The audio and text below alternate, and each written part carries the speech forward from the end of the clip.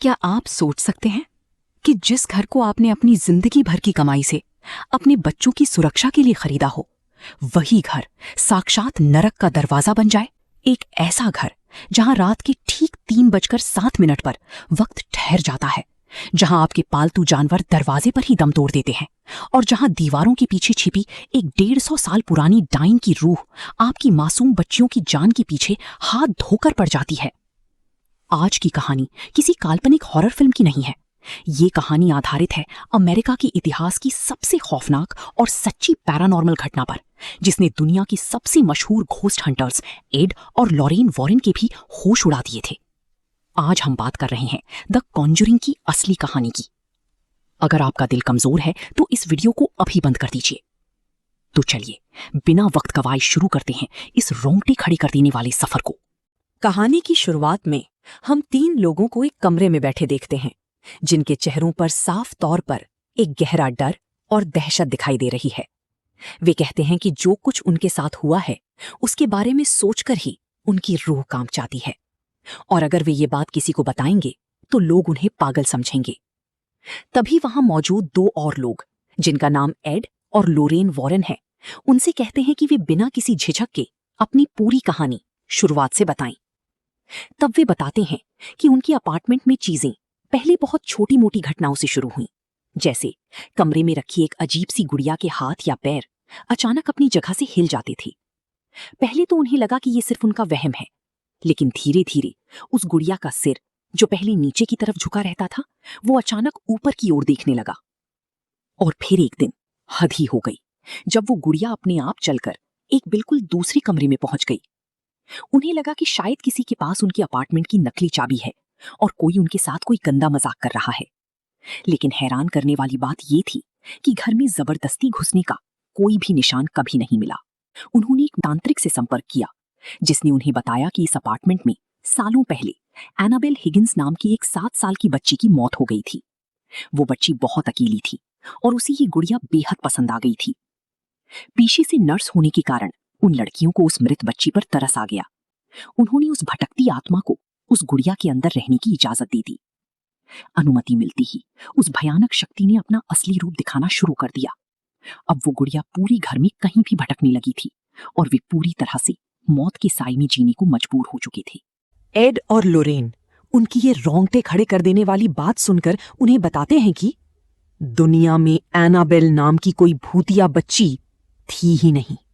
दरअसल वो एक बेहद चालाक और खतरनाक इनह्यूमन स्पिरिट, यानी एक शैतानी ताकत है, जो कभी इंसानी रूप में इस धरती पर आई ही नहीं। उस शैतानी ताकत ने उन लड़कियों को बेवकूफ बनाकर उनके जीवन में घुसने की अनुमति ले ली थी। वो गुड़िया तो बस एक जरिया थी, जिसके जरिए वो शैतान उन लड़कियों के शरीर और उनकी आत्मा पर कब्जा करना चाहता था। एड और लोरेन उस गुड़िया को अपने साथ एक बेहद सुरक्षित जगह पर ले आते हैं, ताकि वो किसी और को नुकसान ना पहुंचा सके। कहानी अब एक नए मोड़ पर आती है, जहां पेरॉन परिवार एक बेहद ही सुनसान इलाके में स्थित एक पुराने और बड़े से घर में शिफ्ट हो रहा है। इस परिवार में रॉजर, उनकी पत्नी कैरोलिन और उनकी 5 मासूम बेटियां हैं। बेटियां नए घर को लेकर बहुत उत्साहित हैं और खेल कूद रही हैं। लेकिन जैसे ही उनका पालतू कुत्ता सैडी घर की मुख्य दरवाजे पर पहुंचता है, वो अचानक रुक जाता है और अंदर जाने से साफ मना कर देता है। वो अजीब तरीके से भौंकने लगता है, जैसे उसे अंदर किसी बेहद भयानक और अदृश्य खतरे का एहसास हो गया हो।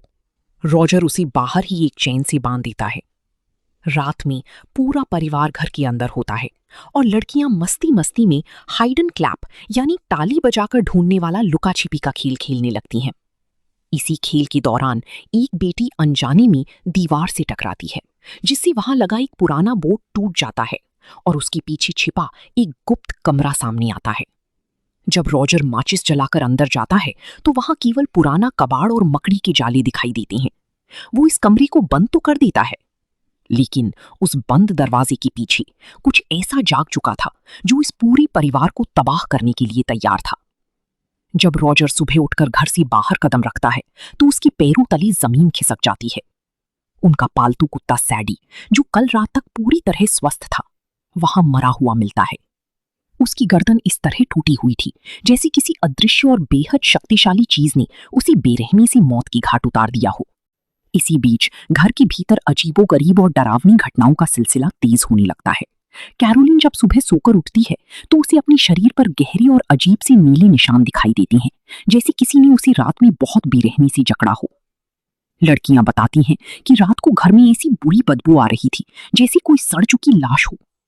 और फिर अगली रात जब ठीक 9:07 होती हैं, घड़ी की सुइयां अचानक रुक जाती हैं। घर की सबसे छोटी बेटी सिंडी नींद में चलने लगती है। रात के सन्नाटे में वो अचानक उठकर अपनी बड़ी बहन एंड्रिया के कमरे में चली जाती है और वहां रखी एक पुरानी अलमारी के सामने जाकर अपना सिर जोर जोर से टकराने लगती है। एंड्रिया डरकर उठती है और सिंडी को वापस उसकी बिस्तर पर सुला देती है। अगली रात दूसरी बेटी क्रिस्टीन को सोते समय महसूस होता है कि कोई उसके पैर पकड़कर बिस्तर से नीचे खींच रहा है। उसकी आंखें खुलती हैं और जो नजारा वो देखती है उससे वो रोने लगती है। अंधेरे में दरवाजे के पीछे उसे एक बेहद डरावनी और अजीब सी आकृति दिखाई देती है जो उसे घूर रही थी। क्रिस्टीन डर के मारे कांपते हुए अपनी बहन नैन्सी को जगाती है, लेकिन नैन्सी कहती है यहां तो कोई भी नहीं है। क्रिस्टीन रोते हुए चीखती है, वो तुम्हारे पीछे है। घर में शोर मच जाता है, सब वहां आ जाते हैं। क्रिस्टीन रोते हुए कहती है कि वो चीज कह रही है कि वो इस पूरे परिवार को मार डालना चाहती है। खौफ का माहौल अब चरम पर पहुंच चुका था। अगली रात जब रॉजर किसी काम से बाहर गया हुआ था, कैरोलिन घर में अकेली होती है। तभी उसे अंधेरे में ताली बजाने की आवाज सुनाई देती है। वो डर कर कहती है, तुम लोगों को अब तक सो जाना चाहिए। वो उस आवाज का पीछा करते हुए धीरे धीरे सीढ़ियों से नीचे उतरती है। अचानक तहखाने का भारी दरवाजा अपने आप जोर से बंद हो जाता है और वो तहखाने के अंदर गिर जाती है। चारों तरफ पूरी तरह से अंधेरा छा जाता है। वो कांपते हाथों से एक माचिस की तीली जलाती है। जैसी ही रोशनी होती है, उसके ठीक पीछे से 2 सड़े हुए हाथ निकलते हैं और उसकी कान के पास आकर जोर से ताली बजाते हैं। कैरोलिन की चीख निकल जाती है और माचिस बुझ जाती है। ठीक उसी वक्त ऊपर के कमरे में अलमारी के सामने खड़ी सिंडी पर अलमारी के ऊपर से एक भयानक परछाई कूदती है। पूरा घर चीखों से गूंज उठता है। जब रॉजर घर पहुंचता है तो वो कैरोलिन को तहखाने में बदहवास और लड़कियों को डर से कांपते हुए पाता है। अब ये पूरी तरह साफ हो चुका था कि वे किसी सामान्य घर में नहीं हैं, वे मौत की चाल में फंस चुकी हैं। कैरोलिन और रॉजर को अब अच्छी तरह समझ आ चुका था कि ये कोई मामूली समस्या नहीं है, बल्कि कोई बेहद ही दुष्ट ताकत उनकी बेटियों की जान के पीछे हाथ धोकर पड़ गई है। अपनी मासूम बच्चियों को मौत के मुंह से बचाने के लिए वे तुरंत एड और लोरेन वॉरेन से संपर्क करने का फैसला करते हैं, जो उस समय एक यूनिवर्सिटी में भूत प्रेत और पैरानॉर्मल एक्टिविटीज पर लेक्चर दे रहे होते हैं। कैरोलिन वॉरेन के पास पहुंचती है और रोते हुए अपनी आपबीती सुनाती है। एड और लोरेन उसकी आंखों में छिपा वो खौफ देखकर तुरंत भांप जाते हैं कि मामला बेहद गंभीर है, और वे बिना एक पल गवाए पेरॉन परिवार के उस सुनसान और पुराने घर की तरफ निकल पड़ते हैं। जैसे ही एड और लोरेन उस डरावने घर की चौखट पर कदम रखते हैं, लोरेन को, जिसके पास अदृश्य शक्तियों को महसूस करने की एक गॉड गिफ्टेड एबिलिटी होती है, एक गहरा झटका लगता है। घर की हवा में एक अजीब सा भारीपन और एक खौफनाक सन्नाटा पसरा हुआ था। लोरेन जब घर के भीतर चलती है तो उसे दीवारों से टकराती चीखें और अतीत के भयानक साए दिखाई देने लगते हैं। वो धीरे धीरे आगे बढ़ती है और उसे महसूस होता है कि इस घर में सिर्फ एक नहीं बल्कि कई तड़पती हुई आत्माएं कैद हैं, जिन्हें किसी बेहद ही क्रूर और शक्तिशाली शैतानी ताकत ने अपने वश में कर रखा है। लोरेन को आभास हो जाता है कि ये शैतान इस घर में आने वाली हर इंसान की आत्मा को धीरे धीरे चूस कर उन्हें खत्म कर देना चाहता है। तभी लोरेन घर के बाहर लगे एक पुरानी पेड़ के पास जाती है। वहां लोरेन की नजर उस पेड़ की एक मोटी डाल पर पड़ती है और अचानक लोरेन की आंखों के सामने अतीत का एक रोंगटे खड़ी कर देने वाला खौफनाक मंजर तैर जाता है। वो देखती है कि एक औरत, जिसके चेहरे पर भयंकर नफरत और पागलपन है, वो उस पेड़ पर रस्सी का फंदा डालकर लटक रही है। लोरीन डर की मारी एकदम से पीछे हट जाती है। अब उसे अच्छी तरह समझ आ चुका था कि इसी औरत की आत्मा इस पूरी घर पर राज कर रही है और वही इस आने वाली तबाही की असली जड़ है।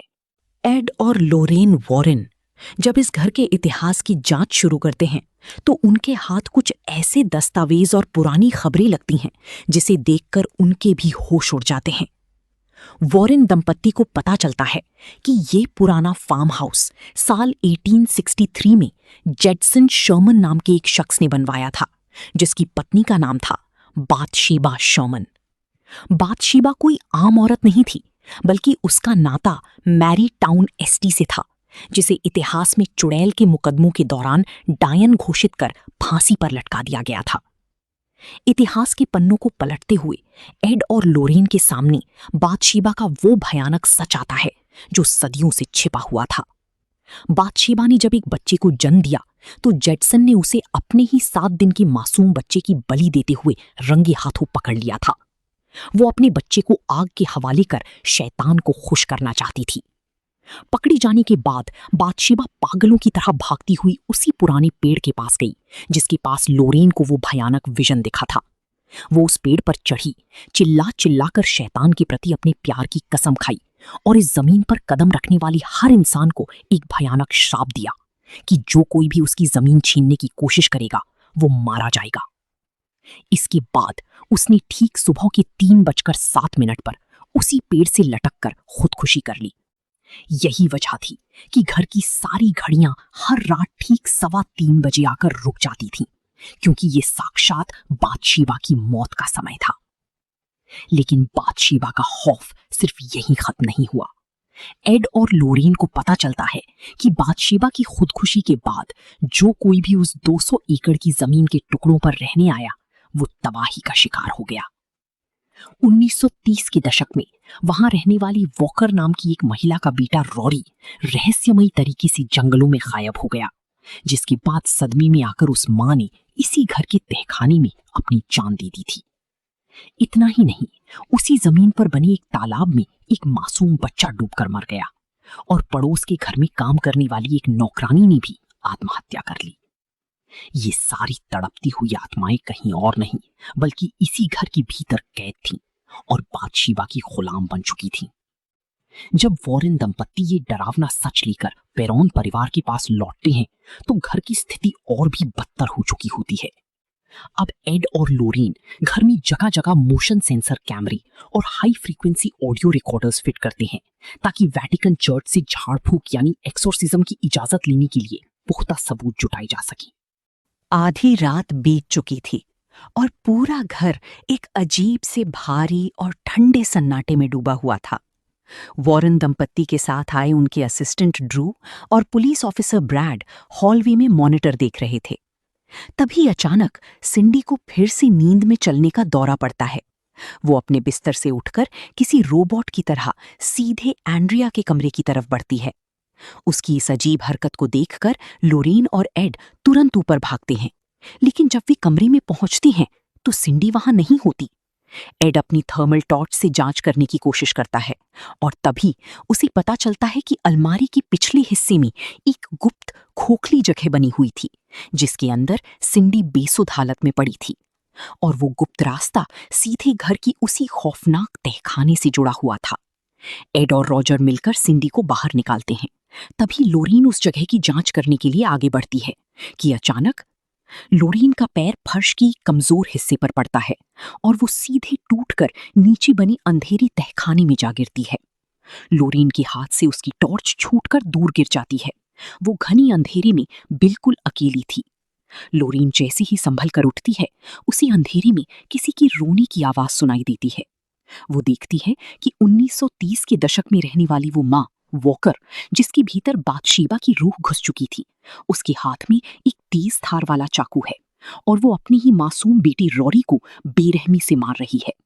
वॉकर चिल्लाती है कि बाथशेबा ने उसे ऐसा करने पर मजबूर किया है क्योंकि बाथशेबा को हर उस माँ से नफरत है जो अपने बच्चों से प्यार करती है। और इसके तुरंत बाद वॉकर उसी तहखाने में फांसी की फंदे पर झूल जाती है।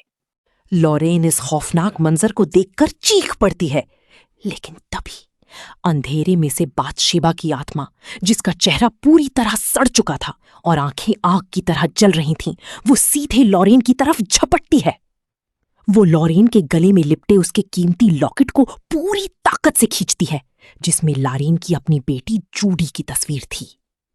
लॉरेन किसी तरह बदहवास हालत में बाहर आती है और रोते हुए एड से कहती है, एड, मुझे सब कुछ पता चल चुका है। बातशेबा इस घर की माओं के शरीर पर कब्जा करके उनके ही हाथों उनके बच्चों की बलि चढ़वाती है। वो कैरोलिन के अंदर घुसना चाहती है। एड तुरंत इस बात को समझ जाता है कि कैरोलिन के शरीर पर बने हुए नीली निशान कोई आम चोट नहीं थे। बातशेबा धीरे धीरे कैरोलिन की आत्मा को कमजोर कर रही थी ताकि वो उसके शरीर को पूरी तरह अपने वश में कर सके। वॉरेन दंपत्ति का अपना घर भी अब सुरक्षित नहीं रहा था। बातशेबा ने वॉरेन दंपत्ति को चुनौती देने के लिए उनके ही घर को अपना निशाना बना लिया था। एड और लॉरेन जब पेरॉन परिवार के घर से सबूत इकट्ठा करके वापस अपने घर लौटते हैं तो वे उन सभी ऑडियो और वीडियो टेप्स को वेटिकन चर्च भेजने की तैयारी में जुट जाते हैं ताकि चर्च से आधिकारिक तौर पर भूत भगाने की पूजा यानी एक्सोर्सिज्म की अनुमति मिल सके। लेकिन शैतान उनके इस प्रयास को रोकने के लिए अपनी पूरी ताकत झोंक देता है। इसी दौरान एड और लॉरेन की नन्ही बेटी जूडी घर पर अपनी नानी के साथ अकेली होती है। रात के समय जूडी को अपने कमरे में कुछ अजीब सी आहटें सुनाई देती हैं। वो उठकर हॉल की तरफ जाती है जहां एड ने अपने काम के सिलसिले में इकट्ठा की गई सभी भूतिया और शापित चीजों को एक बंद कमरे में म्यूजियम बनाकर रखा हुआ था। जूडी देखती है कि उस कमरे का भारी दरवाजा जो हमेशा लॉक रहता था वो अपने आप थोड़ा सा खुला हुआ है। डर के मारे जूडी के पैर कांपने लगते हैं। वो धीरे धीरे कमरे के अंदर झांकती है और उसकी नजर उस कांच के केबिन पर पड़ती है जिसके अंदर एनाबेल गुड़िया को बंद करके रखा गया था। लेकिन इस बार वो केबिन खाली था। तभी अचानक घर की सारी बत्तियां गुल हो जाती हैं। घने अंधेरे में जूडी को महसूस होता है कि कोई उसके ठीक पीछे खड़ा है। वो जैसे ही मुड़ती है उसे बातशेबा का भयानक और सड़ा हुआ चेहरा दिखाई देता है जिसके हाथों में वही एनाबेल गुड़िया थी। बातशेबा जूडी पर हमला करने के लिए आगे बढ़ती है। ठीक उसी वक्त एड और लॉरेन घर पहुंचते हैं। लॉरेन को खतरे का एहसास हो जाता है और वो चिल्लाते हुए जूडी के कमरे की तरफ भागती है। एक बेहद डरावनी चीख के साथ बातशेबा का साया वहां से गायब हो जाता है और जूडी सही सलामत अपनी मां के गले से लग जाती है। लेकिन ये तो सिर्फ एक चाल थी ताकि वॉरेन दंपत्ति का ध्यान पेरॉन परिवार से भटक सके। दूसरी तरफ रॉजर जब घर पहुंचता है तो देखता है कि कैरोलिन घर में नहीं है। वो अपनी दो बेटियों क्रिस्टीन और अप्रैल को गाड़ी में बिठाकर कहीं ले जा चुकी थी। रॉजर को तुरंत समझ आ जाता है कि बातशेबा कैरोलिन के शरीर का इस्तेमाल करके वही खौफनाक इतिहास दोहराने जा रही है। वो उन मासूम बच्चियों की बलि चढ़ाने वाली थी। रॉजर तुरंत एड और लॉरेन को फोन करता है। वॉरेन दंपत्ति को अब अच्छी तरह समझ आ चुका था कि अगर वे तुरंत उस पुराने फार्म हाउस नहीं पहुंची तो कैरोलिन अपने ही हाथों अपने बच्चों की जान ले लेगी। एड, लॉरेन और रॉजर पागलों की तरह गाड़ी दौड़ाते हुए वापस उस पुराने श्रापित फार्म हाउस की तरफ भाग रहे थे। जैसे ही वे घर के पास पहुंचते हैं उन्हें कैरोलिन की गाड़ी वहां खड़ी मिलती है। घर का मुख्य दरवाजा खुला हुआ था और अंदर से किसी जानवर के गुर्राने जैसी खौफनाक आवाजें आ रही थीं। कैरोलिन के भीतर बैठी बातशेबा की रूह अब पूरी तरह से हावी हो चुकी थी और वो जमीन पर पड़ी मासूम अप्रैल के सीने पर एक बड़ा सा धारदार चाकू ताने बैठी थी। रॉजर अपनी पत्नी को रोकने के लिए आगे बढ़ता है लेकिन कैरोलिन के भीतर इस वक्त किसी दानव जैसी ताकत थी। वो एक ही झटके में रॉजर को दीवार की तरफ फेंक देती है जिससे रॉजर दूर जा गिरता है। एड समझ जाता है कि अब चर्च की अनुमति का इंतजार करने का समय बिल्कुल नहीं बचा है। अगर उसने अभी भूत भगाने की प्रक्रिया शुरू नहीं की तो बातशेबा इस बच्चे की बलि चढ़ा देगी। एड किसी तरह कैरोलिन को एक भारी लकड़ी की कुर्सी से बांध देता है। पवित्र जल कैरोलिन के ऊपर छिड़कता है। पवित्र जल के छूते ही कैरोलिन के शरीर से एक ऐसी भयानक और दर्दनाक चीख निकलती है जिससे पूरा तहखाना हिल उठता है। लेकिन बातशेबा की रूह इतनी आसानी से हार मानने वाली नहीं थी। एड अपनी पूरी ताकत से चिल्लाता है और बाइबल के शब्द पढ़ता है। तभी अचानक कैरोलिन के मुंह से खून निकलने लगता है।